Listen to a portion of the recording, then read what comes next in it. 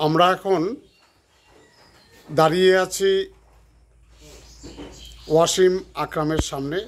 ওয়াসিম আকরাম বর্তমানে ধূপগুড়িতে একটি বহু চর্চিত বা চর্চিত নাম, এ কারণে যে ধূপগুড়ির সোনাখালী গ্রাম থেকে ছেলেটি এক অসম্ভব কাজ করেছে। সেটা হচ্ছে ও স্টার জলসা এবং জি বাংলার মতন টিভি চ্যানেলগুলোতে অভিনয়ের সুযোগ পেয়েছে এবং সাফল্যের সাথে অনুরাগের ছোঁয়ার মতন কিছু সিরিয়ালে কাজ করছে এবং পুলিশ ফাইলসেও ওর আগামী দিনে অভিনয় আমরা টিভিতে সবাই দেখতে পাবো।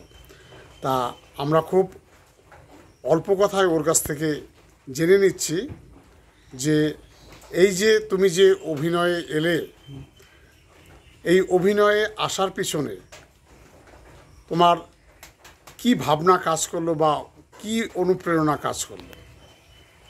আমার ভাবনা তো আমি ছোটোবেলা থেকে ভিডিও করতাম, ছোটো ছোটো ভিডিও করতাম। তারপর ছোটোবেলা থেকে ভিডিও করতাম আর এমনি পড়াশোনা আমার পাশাপাশি থাকতো।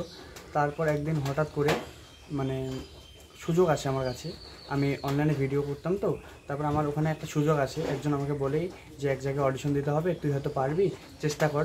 তারপরে আমি গিয়েছিলাম, ডাইরেক্ট আমি কলকাতায় গিয়েছিলাম, গিয়ে ওখানে একটা অডিশন হয়। তারপরে আমি অডিশনে সিলেক্ট একবার হইনি। তারপর আমার 3 মাস আমি আবার চলেছি, 3 মাস আবার আমি বাড়িতে বসেছিলাম, আমি স্কুল পড়তাম, আবার ভিডিও করতাম। তারপর আমি হার তো মানিনি। তারপর আমি আবার গিয়েছিলাম কলকাতা।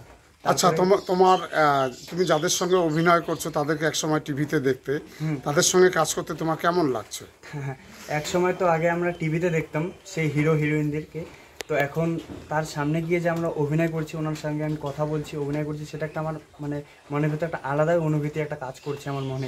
সেটা আমি কীভাবে বলবো সেটা বলতে পারছি না, কিন্তু একটা আলাদা রকম একটা অনুভূতি আমার মানে ভাবে। তুমি কোথায় পড়াশোনা করতে করতে এই অভিনয়ের সুযোগ পেলে? আমি তো গোসাইহাট রাজামোহন হাই স্কুলের স্টুডেন্ট। এখন আমি ওই স্কুলে পড়াশোনা করতাম, পড়াশোনার পাশাপাশি আমি ছোটো ছোটো ভিডিও করতাম, ভিডিও করার পাশাপাশি এখন আমি কলকাতায় গিয়ে অডিশন হওয়ার পর সিলেক্ট হওয়ার পর এখন আমি সিরিয়ালে কাজ করছি। তুমি কি মাধ্যমিক না উচ্চ মাধ্যমিক পাস? আমি মাধ্যমিক আমার পাস করেছি, এখন আমি 11 দিলাম, এইচএস দিয়ে এখন বের হয়ে আসলাম আমি। মানে উচ্চ মাধ্যমিক পাস করেছো, তাই তো? হ্যাঁ। এবার তোমার কি ভাবনা রয়েছে? এখন তো ভাবনা, আমার তো ছোটোবেলা থেকে পেশা যে আমি অভিনয় করব।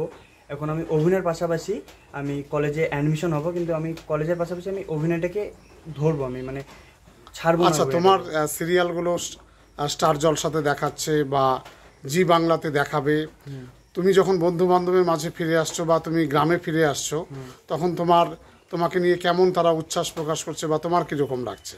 আমাকে তো খুব ভালো লাগছে, কারণ আমি যখন আমার বাড়িতে যে আসি, আমার গ্রাম বলতে হবে না, আমার পুরো ধূপগুড়ি ব্লকটা আমাকে এখন সবাই ভালো বলছে যে তুই ভালো, আগামীতে ভবিষ্যতে আবার তুই ভালো কাজ কর।